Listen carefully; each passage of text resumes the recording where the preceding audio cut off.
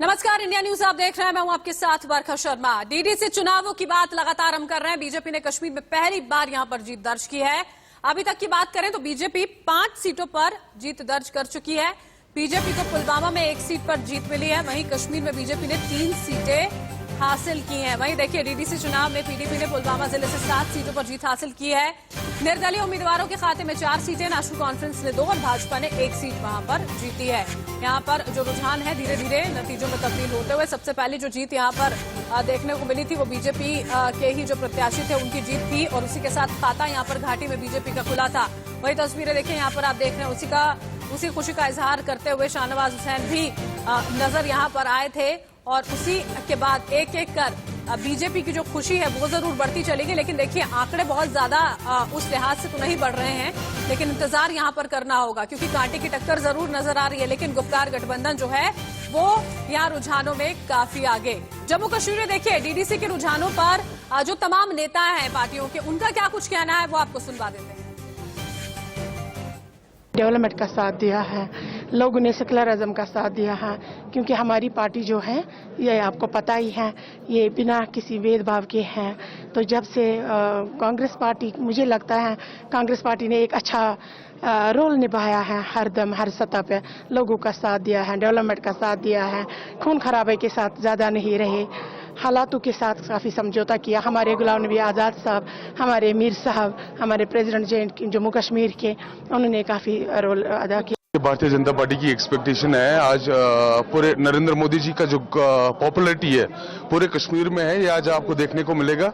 मुझे पूरी उम्मीद है यहाँ के जो लोग हैं जो कम्युनल हेट्रेड फैलाते थे बाकी पॉलिटिकल पार्टी या जो गुपकार गैंग जो अलायंस के नाम पे यहाँ पे कम्युनलिज्म फैलाना चाहते थे और भारतीय जनता पार्टी को दूर रखना चाहते थे, लेकिन वो उसमें फेल हो जाएंगे और आप देखेंगे कुछ ही समय के बाद यहाँ भारतीय जनता पार्टी का कैंडिडेट जीत के आ जाएगा और डल में भी और कश्मीर में भी यहाँ कमल खिलेगा।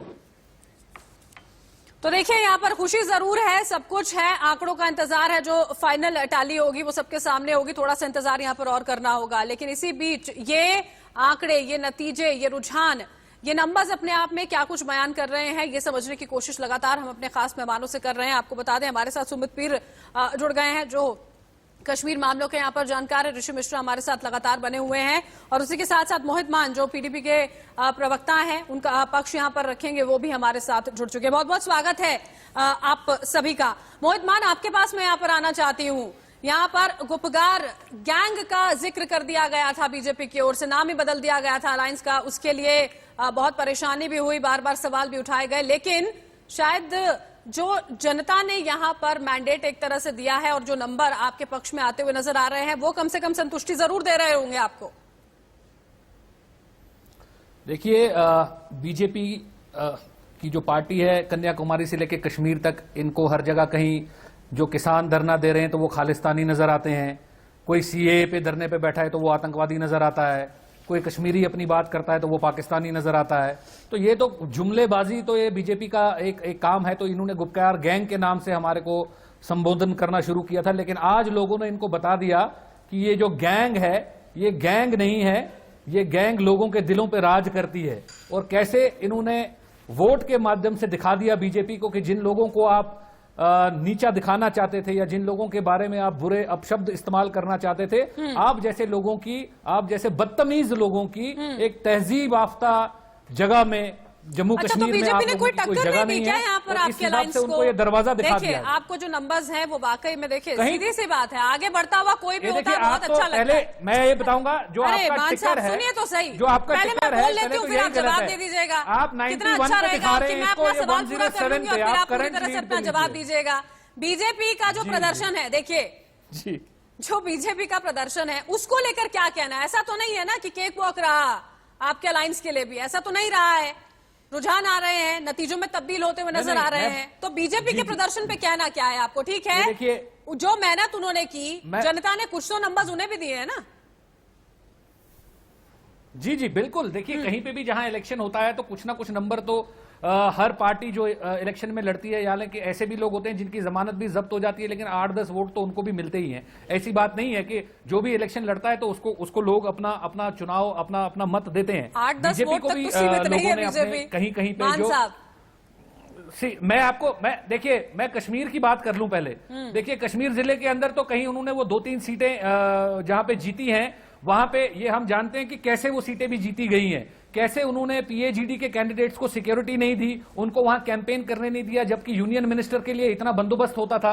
यहां पे शाहनवाज साहब आए, यहां पे उनके बाकी लीडर आकर बड़ी बड़ी रैलियां की, उनको सिक्योरिटी उनको मुहैया कराई गई। लेकिन पीएजीडी के कैंडिडेट्स को कोई सिक्योरिटी नहीं थी। उनके लीडर्स फॉर्म भरते थे, उनको यहां ईडीआई में या किसी होटल में बंद कर देते थे कि भाई आपकी जान को खतरा है, आप अंदर बैठिए। तो ये जो 2-3 सीटें हैं, तो ऑब्वियसली अब इतना करोड़ों रुपया लगा दिया, इतना बंदोबस्त कर दिया, तो ये 2-3 सीटें तो कहीं ना कहीं से मैनेज उनको करनी जरूरी थी। लेकिन जम्मू में मिश्रा जी, वही मैं जवाब आपसे लेना। देखिए ऋषि मिश्रा जी, तमाम बातें यहाँ पर कही जा रही हैं, वाकई में ये सिर्फ उसी का प्रभाव नजर आता है। जनता के बीच में कोई पैठ बनाने में बीजेपी कुछ कामयाब नहीं हो पाई है, इसका मतलब नहीं, ये गलत बोल रहे हैं। देखिए, पहले इनको तो माफी मांगनी चाहिए इस चीज के लिए कि पैसों से किसी का मत खरीदा जा सकता है।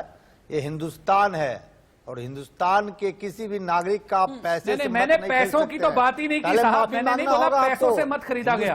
मैंने ये बोले नहीं, अरे माफी छोड़िए आप, माफी आप लोगों से मांगे जिन्होंने आप पैसों से आप मत खरीद लेंगे। माफी आप लोगों से मांगे जिनके बीच आपने बंटवारा किया है। आपने हिंदू मुसलमान को लड़ाया है, आपने सिख और हिंदू को लड़ाया है, आपने हिंदू और हिंदू को लड़ाया है, आपने क्रिश्चियन और हिंदू को लड़ाया है। माफी तो आपको मांगनी चाहिए, आपको शर्म आनी चाहिए। आप नेशनल टीवी के ऊपर बैठकर आप ये बात कर रहे हैं। मैंने आपको ये बोला कि आपने सिस्टम का इस्तेमाल किया, आपने मैनेज मशीनरी का इस्तेमाल किया ताकि आप ये 2-3 सीटें कहीं से मैनेज कर पाए। हमारे माफी मांगने का सवाल ही नहीं होता है साहब। आपको लोगों से माफी मांगनी चाहिए। जहां आपने गाली गलौज का एक कैंपेन शुरू किया, किसी को गुपकार गैंग बोला, किसी को खालिस्तानी बोला, किसी को पाकिस्तानी बोला, किसी को आतंकवादी बोला, ठीक है, ये जो गाली गलौज का कैंपेन आपने किया है, लोगों ने करारा तमाचा आपके मुंह पे मारा है। आप जवाब जो दे रही है, देखिए ऋषि मिश्रा जी, एक सेकंड रुकिए, रुक जाइए। देखिए मान साहब, बात सुनिए मेरी। आप जो भी यहाँ पर कह रहे हैं, बीजेपी ने कहा हो, यहाँ पर आपके गुपकार अलायंस ने कहा हो, जवाब देने वाली जनता होती है, वो आपको समझ में आ रहा होगा, समझ सबको आ रहा होगा इन आंकड़ों के साथ, ठीक है। और जनता ने जवाब दे दिया। तो ठीक है, जनता ने जवाब दिया है, तो उस बात को स्वीकारना होगा। आपको भी बीजेपी को गढ़ मानती है, बिल्कुल ठीक है। ये बहुत आसान सी चीज है ना सर समझने के लिए। रुक जाइए आप, हमारे साथ इमानुअल नबी भी जुड़े हुए हैं, कश्मीर मामलों के जानकार हैं, उनका भी रुख यहाँ पर कर लेते हैं। इमानुअल जी, बहुत बहुत स्वागत है आपका। ये जो आंकड़े सामने आए हैं, ये क्या कह रहे हैं अपने आप में? जो इतनी मेहनत यहाँ पर बीजेपी की ओर से कर दी गई थी, गुपकार अलायंस की ओर से जो इतनी मेहनत यहाँ पर की गई है, ऐसी पार्टियां जो साथ में एक दूसरे की शक्ल शायद नहीं देखना पसंद करती थी, उन्हें एक साथ आना पड़ा। ये आंकड़े क्या कुछ बयान कर रहे हैं?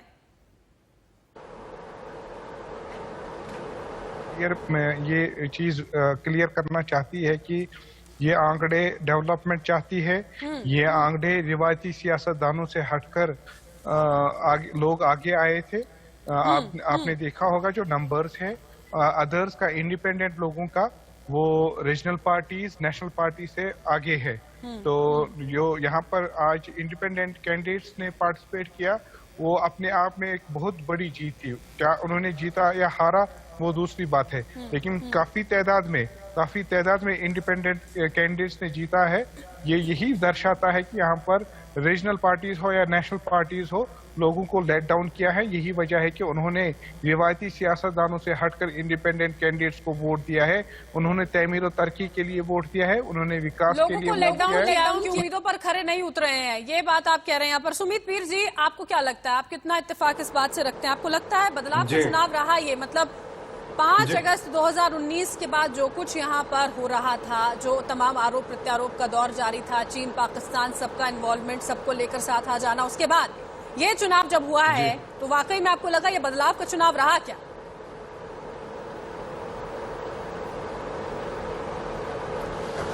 देखिए बरखा जी, कुछ पॉइंट मैं बोलना चाहूंगा, सुबह से भी आपके शो पे था। सबसे पहली बात देखिए, बीजेपी को 72 सीट मिले हैं और ये 7 पार्टियां मिलकर 90 सीट पे है। तो मैं आदरणीय भान साहब से ये पूछूंगा कि आपकी पीडीपी को कितनी सीटें मिले इंडिविजुअल की बात कीजिए। 7 पार्टियों के गठबंधन की बांटने की, ये सिंगल लार्जेस्ट पार्टी बीजेपी है। आप तो कहते थे पूरा जेएंडके आपकी तो उसके हिसाब से 240 सीटें आनी चाहिए, आप 92 पे क्यों है? पॉइंट नंबर 3 जो यहां सबसे इंपॉर्टेंट बात है, तीसरा फ्रंट उभर के आया इंडिपेंडेंट का। ये है लोकल कश्मीरी, ये है गली मोहल्ले सड़क पे रहने वाला कश्मीरी, जो एक ऑल्टरनेट डिस्पेंसेशन उभर के आई है, जिन्होंने ये जो परिवारवादी पार्टियां, इनका बहिष्कार किया, इनको नकारा है, ये नया चीज आया उभर के, इसीलिए ये पंचायती इलेक्शन नहीं कराते थे। इस चीज से इन्हें डर लगता था, क्योंकि देखिए जहां असेंबली के इलेक्शन है, आप किसको टिकट देना थे वो तो आपके हाथ में, आप उनको टिकट देंगे नहीं, उभर के कहां से आएंगे।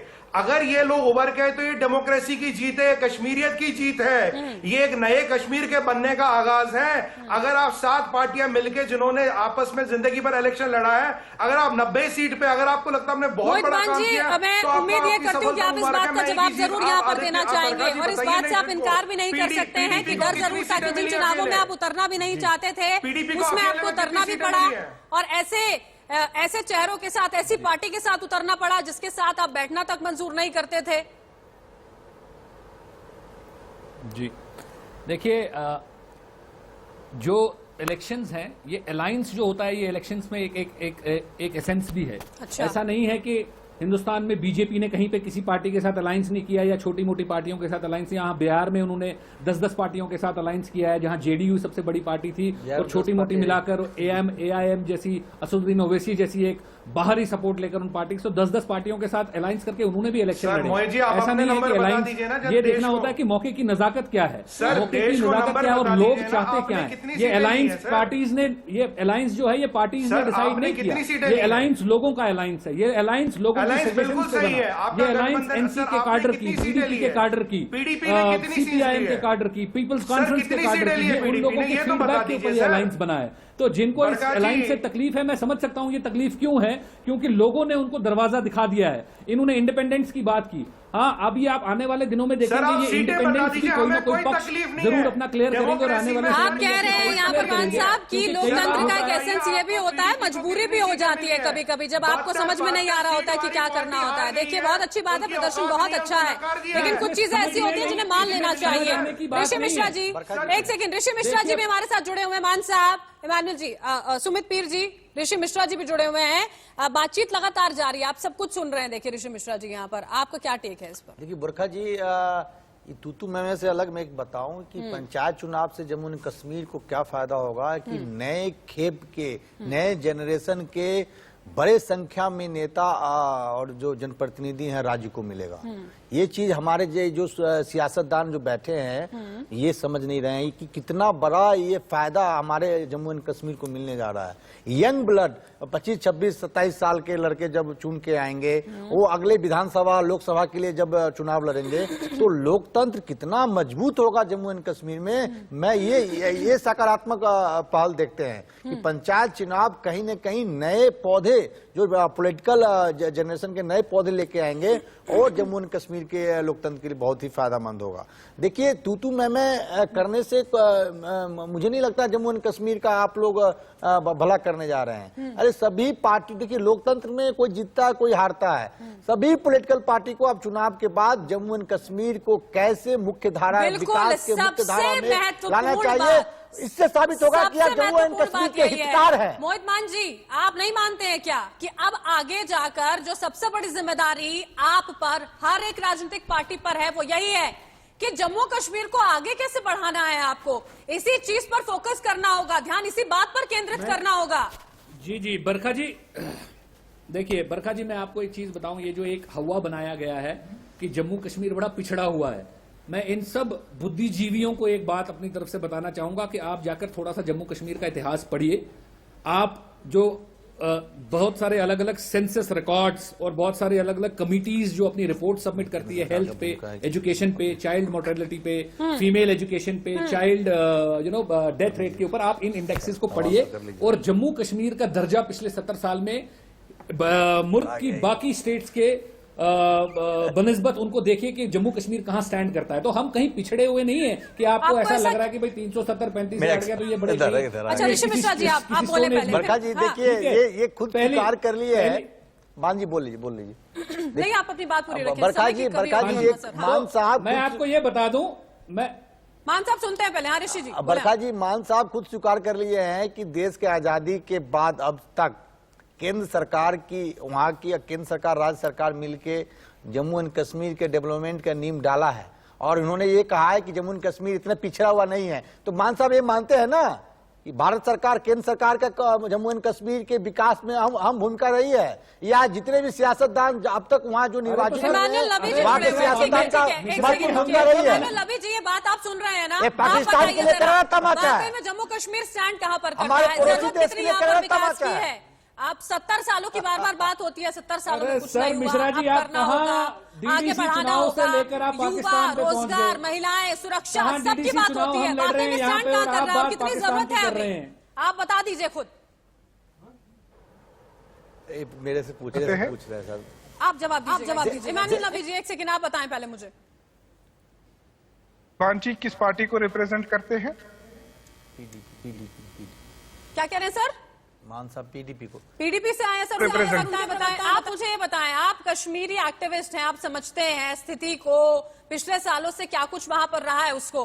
अभी जो बातें मान साहब की ओर से कही जा रही हैं कि वाकई में कश्मीर जो है वो हमेशा बस भ्रम फैलाने की कोशिश की जाती है यहाँ पर कि पिछड़ा नहीं है, क्या कहना है आपको? वाकई में कहाँ स्टैंड करता है, कितनी जरूरत है?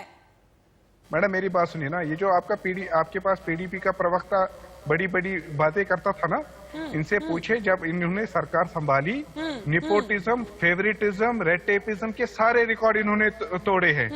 इन्होंने पीएचडी एमफिल के लिए बच्चों के लिए 3,000 रुपए महीना दिया, रहबर खेल इंट्रोड्यूस करके। इतनी एक्सप्लॉयटेशन की, ये क्या कह रहे पीछे? आज भी ये सही कह रहे हैं, हमें कोई प्रॉब्लम नहीं है, बस हमारे यहाँ लाइट 3,000 रुपए इसके लिए ले लिए, 5,000 रुपए उसके लिए ले लिए। कोई प्रॉब्लम नहीं है। क्लास 4 के लिए भी हमारे यहाँ पीएचडी होल्डर्स अप्लाई करते हैं चपरासी की नौकरी के लिए, बस बाकी कोई प्रॉब्लम नहीं है, क्योंकि इनके मैडम के ताया जी को बाहर से लाकर मिनिस्टर बनाया गया। उनको पता है, उनसे पता है ना, ये इनके मैडम के भाई को तो मिनिस्टर बनाया था, वो कहाँ से जीत के आए थे? उसको कश्मीर की टोपोग्राफी पता है, वो कभी लोगों से मिले हैं। हमें तो मुफ्ती साहब के मरने तक ये भी पता नहीं था उनका बेटा भी है, हमें थोपा गया उसको मिनिस्टर बनाकर। जरा आप होश के नाखून ले लीजिए जनाब। ये जो आज इंडिपेंडेंट फोर्स आए हैं ना, इसने आपको अनरू किया है, इसने आपकी जो रिवायती और खानदानी सियासत खत्म करने वाले हैं। आपका नाम और निशान नहीं रहेगा कहीं पर। आप बड़ी बड़ी बातें करते थे 370, 35 से, तो आज जब आप पार्लियामेंट सेशन चला था तब तो आपकी जुबान पर ताला चढ़ा था, तब तो आपने बात नहीं की। गुपकार की सड़कों पर आप 370 का नारा लगाकर हमें बेवकूफ बना जा रहे थे।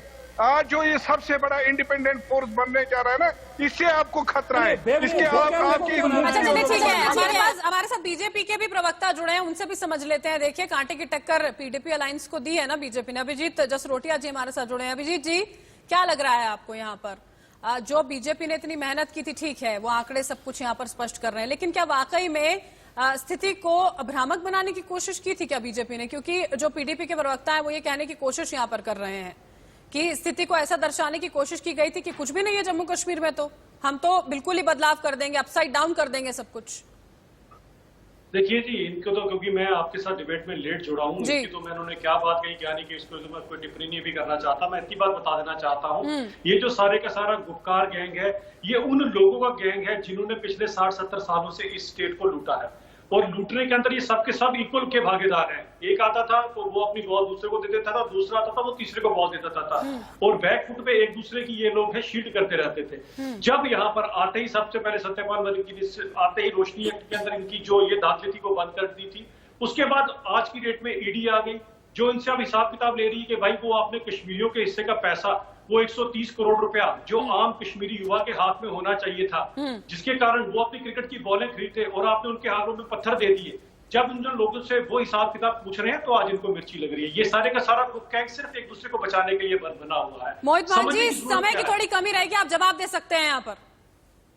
देखिए, समझने की जरूरत क्या है कि कश्मीरियों को आज तक ऑडियो थोड़ा कम है, मैं सुन नहीं पाया इनकी पूरी बात, लेकिन मेरे ख्याल से कहीं ये कुछ शायद 130 करोड़ रुपए की किसी की ये बात कर रहे हैं। शुरू हो जाए सन 47 से शुरू हो जाए। अरे सबसे पहले इनके आपको लग रहा है हमने धोखा दिया? आपका कहने का मतलब है कि ये जो लोगों का मैंडेट आज पीएचडी को मिला है ये एक धोखा है। आपका घमंड इतना है, आपका घमंड इतना है कि आप लोगों के मैंडेट को रिजेक्ट कर रहे हैं। आप तो ये सब के सब जो है इसीलिए आज इकट्ठे हुए हैं कि लोगों ने इनको डीडीसी चुनावों में बढ़ चढ़कर हिस्सा लेकर इनको जवाब दे दिया। आप उनको धोखेबाज कह रहे हैं। आप डेमोक्रेसी में आपसे बड़ा धोखेबाज कोई नहीं हो सकता, या डेमोक्रेसी का आपसे बड़ा विलन कोई नहीं हो सकता है। आप बात करते हैं करप्शन की, यहाँ पे इतनी सारे एजेंसीज हैं, इतने सारे ऋषि मिश्रा जी, आपको देखकर लग रहा है कि कभी एक साथ थे। बताइए ना। देखिए मुझे आश्चर्य लग रहा है कि बीजेपी के प्रवक्ता और पीडीपी के प्रवक्ता ऐसे लड़ रहे हैं, और दोनों कुछ महीने पहले दोनों सत्ता में थे, इन्हीं कर रहे थे, तो सत्ता का मलाई के लिए दोनों गठबंधन कर लेते हैं। फिर जब इनको लगता है कि सत्ता कुछ बात नहीं कर रही है, फिर अलग हो जाते हैं, फिर एक दूसरे पे आरोप प्रत्यारोप लगाते हैं। तो आप सत्ता में जब बने थे तो नहीं मालूम। देखिए, जितनी भी चर्चा हो, जितनी भी बहस यहाँ पर कर ली जाए, देखिए सबसे बेहतर होता है यही। देखिए, राजनीति करना बहुत अच्छा होता है साहब, बहुत अच्छा होता है, आप कीजिए, लेकिन जो जनता आपसे इतनी उम्मीदें लगाकर बैठी होती है ना, आप उसके बारे में सोचें। बार बार विकास का जिक्र हर पार्टी कर रही है ना जम्मू कश्मीर में। अगर आपको लगता है कि पिछड़ा नहीं है तो उसे और आगे बढ़ाइए, और जितना विकास आगे किया जा सकता है उस पर ध्यान दें। सबसे ज्यादा बेहतर शायद यही होगा, बेहतर इसी में यहाँ पर जम्मू कश्मीर की आवाम की भी होगी। बिल्कुल। बहुत बहुत शुक्रिया आप सभी का, आप हमारे साथ जुड़े। यह अहम चर्चा जो यहाँ पर रही उसमें आप यहाँ पर शामिल